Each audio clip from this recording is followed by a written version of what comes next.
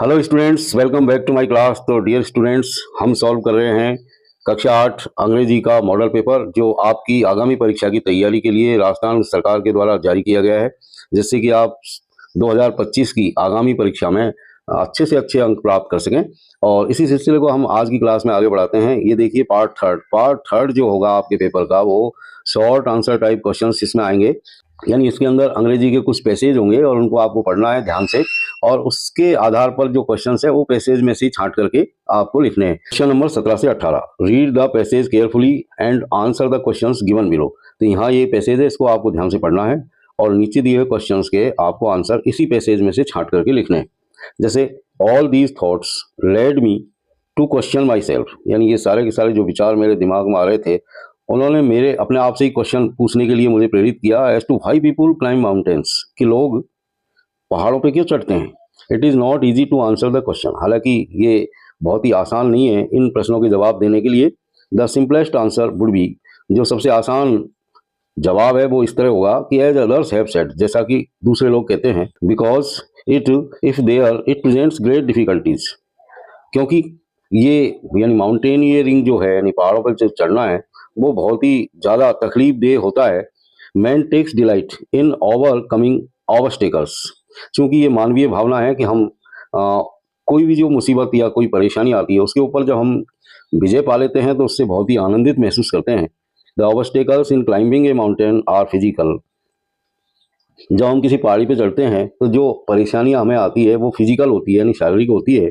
A climb to a summit means endurance, persistence and will power. किसी पहाड़ी के ऊपर चढ़ना या पहाड़ी की चोटी पर पहुंचना, इसका मतलब होता है एंड्योरेंस, यानी बहुत ही ज़्यादा धैर्य की बात होती है। परसिस्टेंस की बात होती है, यानी बहुत ही अटल इरादे की बात होती है। और विल पावर की बात होती है।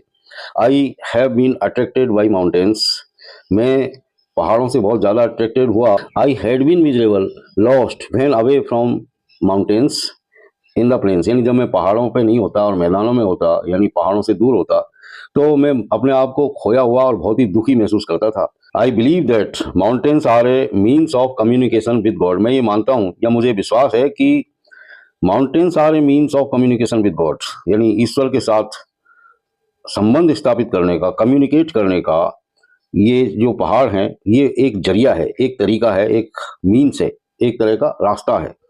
तो अब ये इस तरह ये आपका ये पैसेज हो गया। अब इसमें ये क्वेश्चन है, इनके आंसर यहाँ पर आपको लिखने हैं। जैसे ये पहला क्वेश्चन है, what does a man takes delight in, यानी आदमी किस चीज में डिलाइट महसूस करता है, बहुत आनंद उसे किस बात में आता है। तो यहाँ पर आया हुआ है कि भाई उसे पहाड़ी पर चढ़ने पर आनंद आता है, यानी ये आपका आंसर यहाँ पर है।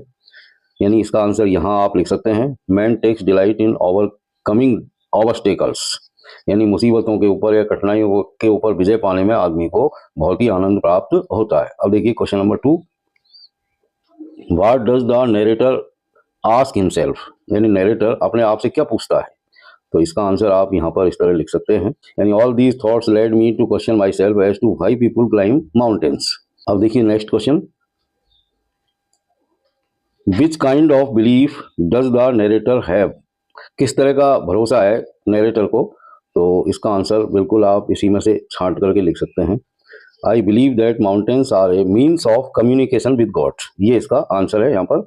अब देखिए next question, what according to the narrator a climb to a summit means, यानी किसी पहाड़ की चोटी पर चढ़ना नरेटर के अकॉर्डिंग, यानी लेखक के अनुसार उसका क्या अर्थ है, ये आपको बताना है। तो इसका आंसर यहाँ पर आप लिख सकते हैं, नरेटर के अकॉर्डिंग इसका मतलब है a climb to a summit means endurance, persistence and will power, ये इतना सा इसका आंसर है। अब देखिए next question, what attracted the narrator, narrator को कौन सी चीज अट्रैक्ट करती है, तो वो है पहाड़। तो यहाँ पर आप इसको लिख सकते हैं, I have been attracted by mountains, ये इसका आसान सा यहाँ पर आंसर है। अब देखिए next question, identify and right the opposite of the words given below from the passage, passage में से ये जो नीचे दिए गए जो वर्ड्स हैं इनके आपको क्या लिखना है, अपोजिट्स लिखना है। डिफिकल्ट, अब डिफिकल्ट का मतलब होता है कठिन, तो इसका इसमें वर्ड आया इजी, तो इजी आप इसमें लिख सकते हैं। गिव, अब यहाँ पर आया गिव, गिव का मतलब होता है देना, तो देने का ले मतलब लेना, तो उसको आप लिख सकते हैं टेक। अब देखिए नेक्स्ट क्वेश्चन, ये भी एक पैसेज है, क्वेश्चन 19 से 20 तक इसमें आएंगे आपके। Read the passage carefully and answer the questions given below. तो इस पैसेज को भी हम यहाँ पर पढ़ते हैं। 13-year-old मेघना was swept away along with her parents and 77 other people। 13 साल की मेघना बहा करके ले जाई गई थी अपने माता पिता और दूसरे 77 लोगों को, यानी जो लहरें आई समुद्र की वो मेघना के साथ जो है उसके पेरेंट्स को और 77 अदर पीपल को भी बहा करके ले गई। She spend 2 days floating in the sea. वह 2 दिन तक समुद्र में तैरती रही, यानी किसी तरह कोई चीज को पकड़ करके वो डूबी नहीं। Holding on to a wooden door. कैसे तैरती रही वो? Holding on to a wooden door, एक लकड़ी के दरवाजे को पकड़ करके। 11 times सी सा रिलीफ हेलीकॉप्टर्स ओवरहेड एंड ऊपर आकाश में उसने 11 बार रिलीफ हेलीकॉप्टर्स को देखा, यानी बचाव दल के हेलीकॉप्टर्स को देखा। But they did not see her. लेकिन उन हेलीकॉप्टर्स के लोगों ने उसे नहीं देखा। She was brought to the shore by a wave. आखिरकार एक समुद्र की लहर उसे बहा करके समुद्र के किनारे छोड़ गई। And was found walking on the sea shore in A days. और नींद की अवस्था में समुद्र के किनारे चलते हुए उसे लोगों ने पाया। Almas Javed was 10 years old। Almas Javed 10 साल की है। She was a student of Carmel Convent in Port Blair. वह पोर्ट ब्लेयर में कार्मेल कॉन्वेंट की स्टूडेंट है। Where her father had a petrol pump. जहां उसके पिताजी का एक पेट्रोल पंप है। Her mother Rahila's home was in Nancowry island. उसकी माँ रहीला का घर ननकोरी आइलैंड में है। The family had gone there to celebrate Christmas. ये परिवार भी वहां पर क्रिसमस सेलिब्रेट करने गया था। व्हेन द ट्रेमर्स केम। और जब लहरें आई अर्ली इन द मॉर्निंग, सुबह जल्दी, तो द फैमिली वाज स्लीपिंग। तो ये परिवार सोया हुआ था। तो डियर स्टूडेंट्स, अब यहाँ पर हम इसके क्वेश्चंस को सॉल्व करेंगे। ये पहला क्वेश्चन है, how many people swept away with मेघना।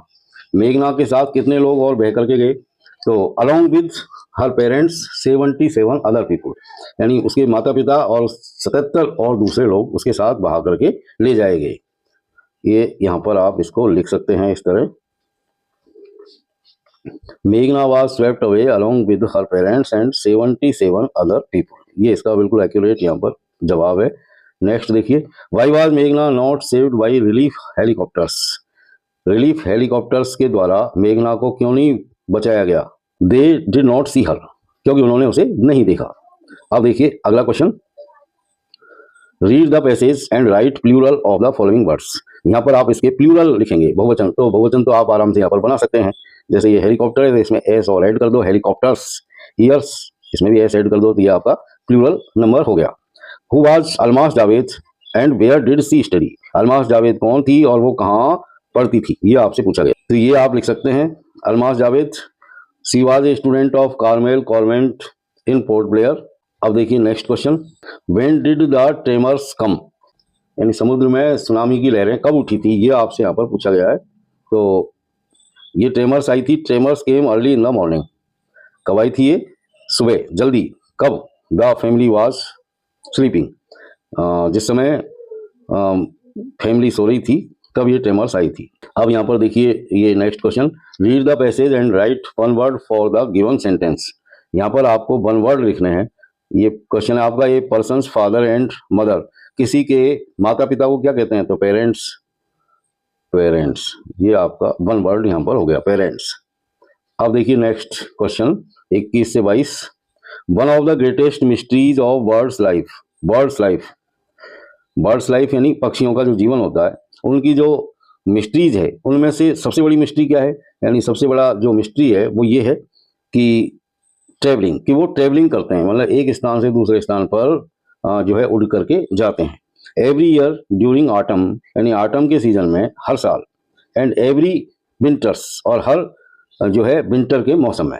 Birds travel from northern region of Asia, Europe and America to the southern warmer land. यानी पक्षी जो है वो एशिया के नॉर्दर्न रीजन से, यानी उत्तरी भागों से, यूरोप और अमेरिका से यात्रा करते हैं। और कहाँ के लिए जाते हैं? साउदर्न वार्मर लैंड की तरफ, दक्षिणी गर्म देशों की तरफ ये यात्रा करते हैं।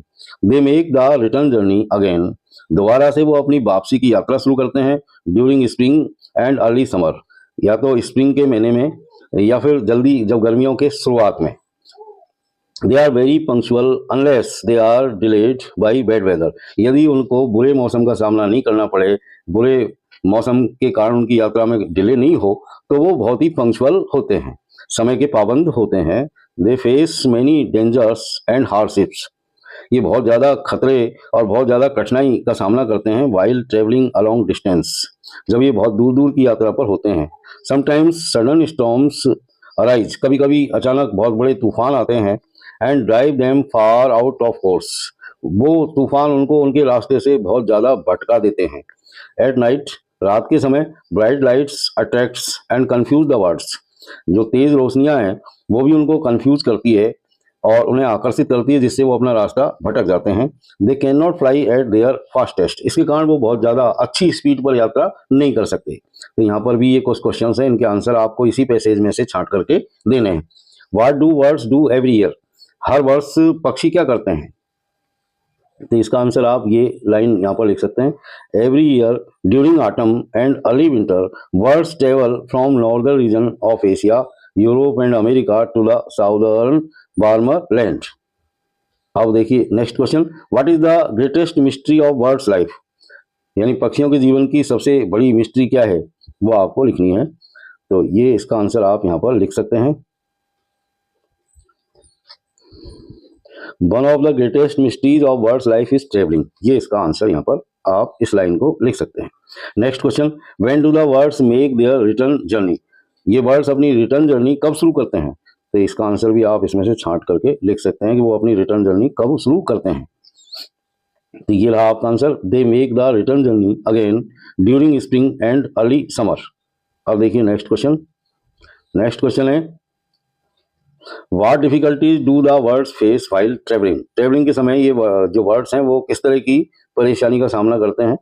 तो इसका आंसर आप यहाँ पर लिख सकते हैं, किस तरह की परेशानी आती है उनको। They face many dangers and hardships while traveling along distances. Sometimes sudden storms arise and drive them far out of course. अब देखिए next question, identify and right one word for the given sentence. यहाँ पर आपको जो है one word लिखने हैं इनके। जैसे ये पहला क्वेश्चन है, doing something at the right time, not late, doing something at the right time, तो पंक्चुअल, पंक्चुअल। अब देखिए सेकंड वाला, very bad weather with a lot of rain strong wind सीटीसी, तो एस से शुरू होगा, स्टॉर्म, STORM। तो डियर स्टूडेंट्स, क्लास को अब हम यहीं पर समाप्त करते हैं और आगे अगली क्लास में फिर मिलते हैं। तब तक के लिए have a nice time. Thank you very much for watching.